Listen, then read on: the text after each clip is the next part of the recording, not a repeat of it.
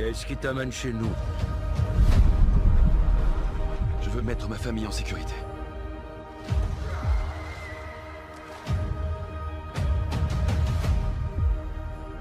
Alors, on va faire l'astrologie de Sam Worthington, qui joue principalement dans Avatar. Ben, c'est ce qu'il est le plus connu pour, parce qu'Avatar c'est le film le plus regardé, je pense. Du coup, je vais parler de ces films, principalement d'Avatar au début, et après ensuite quelques autres films que j'ai regardés, qui sont intéressants à décrire par rapport à son astrologie, qui est hyper intéressante. Et la série qui tourne aussi dedans, qui est pas mal du tout à mon avis. Du coup, alors, on a plein de choses qui sont intéressantes. Bon, ces vies antérieures, je pense qu'elles sont dans la 10e maison. J'ai pas son heure de naissance, mais comme j'ai regardé plein de films et quelques interviews, je suis quand même assez sûr que c'est dans la 10e maison qu'il a ses vies antérieures. Et du coup, il aurait toutes ces planètes-là sur son ascendant et la lune dans la 4e maison avec le point d'éclipse. Du coup, dans Avatar, ce qui ressort le plus dans le thème du film, c'est que premièrement, si on regarde le 1, il est handicapé et il fait partie d'un groupe d'humains, on va dire, et il est rejeté en quelque sorte par ce groupe d'humains qui ont une technologie supérieure mais qui ne comprennent pas forcément certaines choses basiques, qui va être lié plus à la 4e maison, à la terre, à la nature. Mais lui, d'où il vient, ce serait plus un peu un univers un peu plus, on va dire, supérieur, dans le sens où ils ont une technologie supérieure, des connaissances technologiques plus fortes. Et du coup, ils ont l'ascendant sur les autres espèces. Mais lui, il est rejeté par cet environnement-là. Parce qu'il est handicapé, il a les jambes paraplégiques, du coup il ne peut pas faire ce que les autres font, et du coup il est rejeté par cet environnement-là. Mais il a quand même beaucoup d'expérience dans cet environnement-là. Il était un soldat, et du coup il est quand même assez... il a une bonne expérience dans ce domaine-là. Du coup ça c'est ses vies antérieures, c'est-à-dire la 10e maison. Et il y a le Jupiter aussi qui est à côté, donc c'est quelqu'un qui en général va faire le bien, parce qu'il y a Jupiter dans sa vie antérieure, donc c'est quelqu'un qui est habitué à faire les choses d'une manière correcte, on va dire. Ça va ressortir dans tous ces films, cette chose-là. Et pour l'instant, je décris Avatar. Donc dans Avatar, c'est ça, en fait, il vient d'un certain environnement qui est lié à la 10e maison, c'est-à-dire quelque chose de fort, quelqu'un qui a l'ascendant sur les autres et qui a beaucoup d'expérience dans les choses liées à la 10e maison, donc ça va être le travail, quelqu'un qui a travaillé beaucoup dans sa vie et qui du coup a ça. Sauf que du coup, dans le film Avatar, il va rejeter cet environnement-là, parce qu'il n'a pas le choix en quelque sorte, ou c'est son choix à lui, on ne sait pas vraiment. Mais parce qu'il est paraplégique, du coup il est un peu obligé d'aller dans l'autre côté. Et l'autre côté, c'est la 4e maison. Et pourquoi il va dans ce côté-là, où il est forcé d'aller dans ce côté-là? C'est que sa lune est dans cette 4e maison-là. Donc même si ses vies antérieures sont liées à la 10e maison, il va aller vers l'autre côté, c'est-à-dire la 4e maison.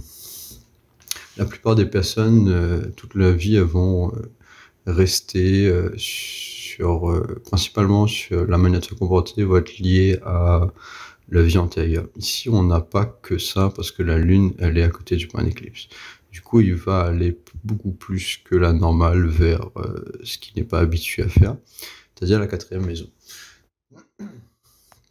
Du coup, dans le film Avatar, ce qu'on voit, et ce qui apparaît beaucoup, c'est qu'il est un peu foufou, on le traite un peu de bête, de personne qui ne réfléchit pas, et on voit dans son comportement qu'il agit sans réfléchir. Quand il va dans le corps de l'avatar pour la première fois, il fait n'importe quoi, mais du coup il s'en sort quand même plutôt bien, malgré qu'il fait n'importe quoi. Du moins il fait quand même pas mal de bêtises, mais au final il sort de l'ordinaire et il arrive à voir il arrive à faire des choses extraordinaires parce qu'il ne suit pas les concepts qu'on lui donne. Et du coup, ça c'est parce qu'il a la lune à côté du point d'éclipse. Toutes les personnes qui ont la lune à côté du point d'éclipse vont se comporter un peu d'une manière faux folle, dans le sens où ces personnes-là vont pas suivre les normes et ils vont justement aller à l'opposé de ce qu'ils sont habitués à faire. Donc par exemple, leurs familles vont se comporter d'une certaine manière, mais lui, il va plus aller vers l'autre côté de la famille ou un pays différent ou une culture, une norme différente. Ici, en l'occurrence, il va aller vers les Na'vi et il va se former là-bas. Il va tout réapprendre depuis la base, comme un bébé qui vient de naître en quelque sorte, et il va tout réapprendre. Et du coup, ça c'est parce qu'il a la lune à côté du point d'éclipse. Il va tout réapprendre depuis le début comme un bébé en fait. C'est-à-dire que souvent ces personnes-là qui ont la lune à côté du point d'éclipse, même quand ils sont adultes, ils vont se comporter comme des enfants. Donc c'est ce qu'on voit quand il fait un peu n'importe quoi. Il se comporte comme un enfant et ces personnes-là vont apprendre beaucoup très vite, beaucoup plus vite que la normale, mais vont toujours se comporter comme des enfants en fait. Et du coup, on a l'impression qu'ils sont inconscients. Et c'est ce qui se passe dans le film. Et du coup, il va vers les autres, il va vers la quatrième maison, c'est-à-dire une culture ici qui est proche de la nature, qui n'est pas du tout orientée vers le pouvoir et la liaison, la dixième maison, c'est-à-dire être au-dessus des autres, soit le pouvoir, soit quelque chose de divin, soit quelque chose, un ascendant sur les autres. Ici, ils sont dans la quatrième maison, c'est-à-dire qu'ils sont à la terre, ils sont en contact avec le spirituel aussi. Parce que la terre est plus... La quatrième maison, c'est un peu une liaison spirituelle de ce côté-là, mais c'est une liaison ici plus terrestre. Vraiment le côté... et ça peut être lié aussi aux enfers, ou ce que les personnes pourraient considérer comme de la sorcellerie et ce genre de choses-là. Ce qui ressort un peu d'ailleurs dans le film. Parce que même s'ils sont des êtres bleus, même si c'est un peu caché, il y a une sorte d'image qu'ils ont les avatars, enfin qu'ils ont les Na'vi, et ils ressemblent quand même pas mal à des Africains physiquement. Et ce qu'ils font ressemble quand même pas mal à de la sorcellerie ou le contact avec la nature, ou ce qui pourrait être considéré comme de la sorcellerie d'un point de vue chrétien. Du coup, c'est ce qu'on a un peu ici, thème de la quatrième maison, je pense. C'est-à-dire qu'ils font un peu des choses spirituelles à ce niveau-là. Et qui peuvent être considérées comme des choses sorcellerie ou autre chose. Et notamment parce que c'est dans le signe de Scorpion, qui est quand même un signe assez particulier, et qui peut avoir un thème lié à des choses assez horribles, ou des traumas, ou ce genre de choses-là. Du coup, voilà pour le thème principal de l'histoire d'Avatar, dans le premier Avatar du moins. Après, dans le deuxième Avatar, ce qu'on voit, et qui ressort aussi dans son astrologie, ici, du coup, on voit un peu plus le soleil à côté de Saturne, qui crée un manque de confiance en lui, il y a une difficulté à être le leader. Du coup, il a un problème de leadership, ses enfants l'obéissent pas. Le soleil, c'est le côté masculin, et Saturne qui détruit ici le côté masculin. Donc, du coup, il a une difficulté à être le leader et n'arrive pas du coup à faire des choses leadership. Même si on a l'impression qu'il fait son rôle de leader correctement, quand même pas mal de difficultés à le faire. Mais il y a cette difficulté parce qu'il y a le soleil ici à côté de Saturne. Même si c'est dans le signe de Lion, normalement les personnes qui ont le soleil en Lion sont très... un côté masculin très fort, mais ici, comme il y a Saturne, ça crée un problème ici au niveau leadership. Du coup, dans le film, le deuxième, il y a quand même pas mal de problèmes avec sa famille, au niveau leadership. Ce qui ressort par contre le plus, c'est le point d'éclipse sur la quatrième maison, qui crée beaucoup de problèmes au niveau de la famille et une difficulté à avoir une stabilité familiale. Et c'est ce qui ressort aussi dans tous ces films. C'est qu'il a beaucoup de difficultés à avoir une quatrième maison stable, Et quatrième maison, c'est la stabilité émotionnelle, c'est l'environnement familial, sa capacité à créer une famille et être stable dans cette famille-là. Du coup, dans deuxième Avatar, le deuxième film, il choisit de s'enfuir et de ne plus être le maître, hein, le chef de la tribu. Du coup, il s'enfuit et il va ailleurs parce qu'il y a des problèmes particuliers qui apparaissent. Du coup, il va en quelque sorte refuser son rôle de leader et il va abandonner en partie ce qu'il a acquis. Et du coup, il refait en fait la même chose que ce qu'il a fait dans le premier film. Il a un certain acquis, il est le roi en quelque sorte. Enfin, il a un acquis au niveau de la 10e maison ici, vu qu'il est le maître de la tribu maintenant. Il est reconnu comme le maître de la tribu dans le début du deuxième film. Sauf que cette fois, il va encore faire la même chose, c'est-à-dire qu'il va aller vers une autre tribu dont il ne connaît rien, c'est-à-dire la tribu de l'eau, là, au lieu de la terre. Et du coup, il va descendre encore plus profondément que la première fois, parce que la première fois, il venait, en quelque sorte, c'est le peuple du ciel, de ce que j'ai compris la traduction en français. Les humains sont décrits comme le peuple du ciel, qui vont, du coup, lui, il va vers la terre, donc il va le peuple de la terre. Dans le premier film, il va vers le peuple de la terre, les Na'vi. Et ensuite, dans le deuxième film, il va encore plus profondément dans cette quatrième maison. Il va dans le peuple de l'eau, cette fois. Du coup, il descend encore. Et il réapprend encore tout de zéro, une deuxième fois. Et du coup, ici, dans ce deuxième film, on voit plus les problèmes familiales qu'il a, parce que cette fois, il est père de famille.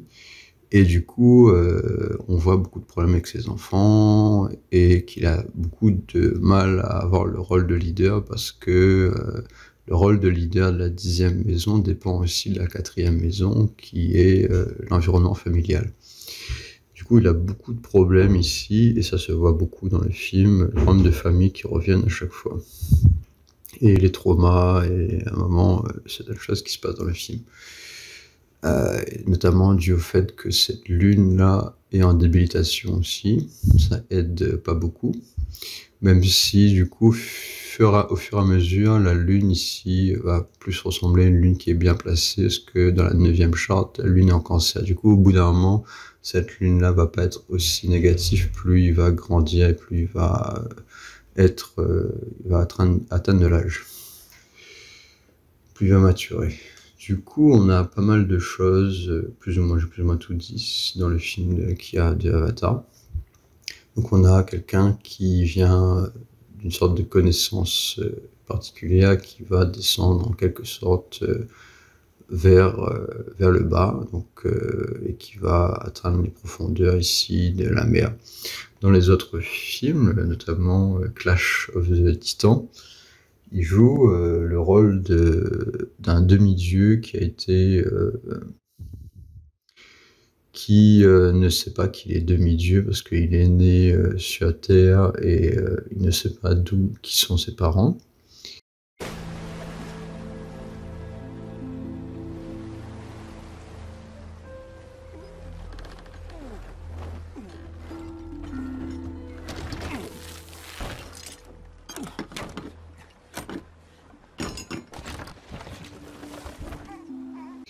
Et du coup, il vient de la 10e maison, c'est-à-dire qu'il il est le fils de Zeus, donc il vient d'un environnement ici divin, notamment c'est Dieu aussi qui a Jupiter ici, du coup c'est quelqu'un de bien. D'ailleurs, Zeus est souvent représenté par Jupiter ou le Soleil. C'est des planètes qui sont bienfaisants et tout ça. Donc c'est généralement des personnes qui veulent le bien pour les autres. Et du coup, ici, il a cette position de Dieu, mais il va vers la terre encore une fois. Donc il se rabaisse, il va vers la terre, il est né sur la terre. Du coup, c'est sa lune qui l'envoie ici, qu'il projette en quelque sorte vers la 4e maison, alors qu'il était un dieu. Donc il est demi-dieu. Donc on a une conscience ici de la 10e maison, parce qu'il y a ses vies antérieures ici. et il va vers la 4e maison, il va sur Terre, ici en l'occurrence. Du coup, au début du film, il est sur Terre et tout ça, et il fait sa vie, et au bout d'un moment, il y a des choses qui se passent qui fait qu'il doit combattre Hadès. Et au fur et à mesure du film, il va encore aller plus bas que... Enfin, il va aller dans cette direction vers le bas, en quelque sorte, au lieu d'aller vers le haut. Et du coup, il va aller ensuite dans les enfers pour tuer Non, je sais plus comment ça s'appelle en français. J'ai vu le film en anglais, donc je me rappelle plus. Mais du coup, il va tuer une femme dans les enfers et tout ça. Du coup, il va vers le bas encore une fois dans le film.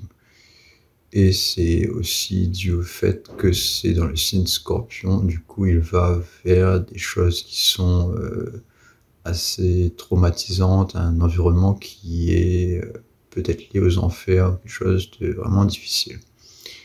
Du coup, ici, on voit un peu plus le thème de Scorpion comparé à Avatar. Ensuite, il a fait aussi le film de Terminator, Salvation. Et du coup, dans ce film-là, il joue le rôle de quelqu'un qui a eu un problème, je crois, dans sa vie et qui du coup, je me rappelle plus du début du film en fait, pourquoi il devient un robot, mais du coup, je crois qu'il a un cancer ou un truc du genre et du coup, il devient un robot et il n'a pas de vie, il doit mourir et du coup, il se sacrifie, un truc du genre, et du coup, il devient un robot. Et en fait, il est mi-humain, mi-robot. Du coup, on a encore ce thème-là où je pense qu'ici, les robots, comme ils sont immortels et qu'ils ont l'ascendant sur les êtres humains, ça représente le côté de la 10e maison. Et du coup, il y a cette force-là, cette immortalité qu'il a en quelque sorte, qui vient de la 10e maison.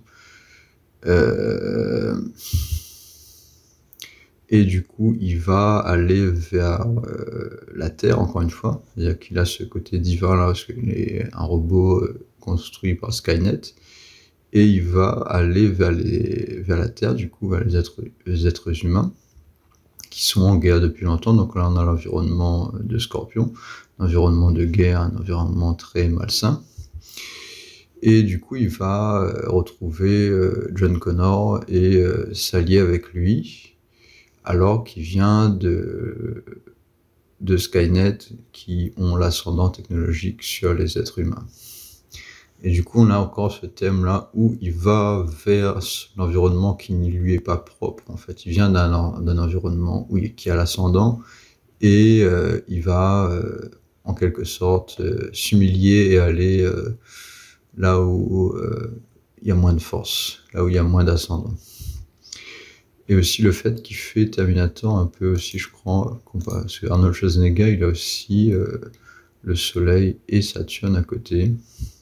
Et je pense que c'est ça qui fait aussi qu'ils le choisissent pour le rôle de Terminator, parce qu'il y a en quelque sorte un combat entre le Soleil, qui représente notre conscience, et Saturne, qui représente le côté animal ou le côté machine, le côté vraiment instinctif, sans sentiment.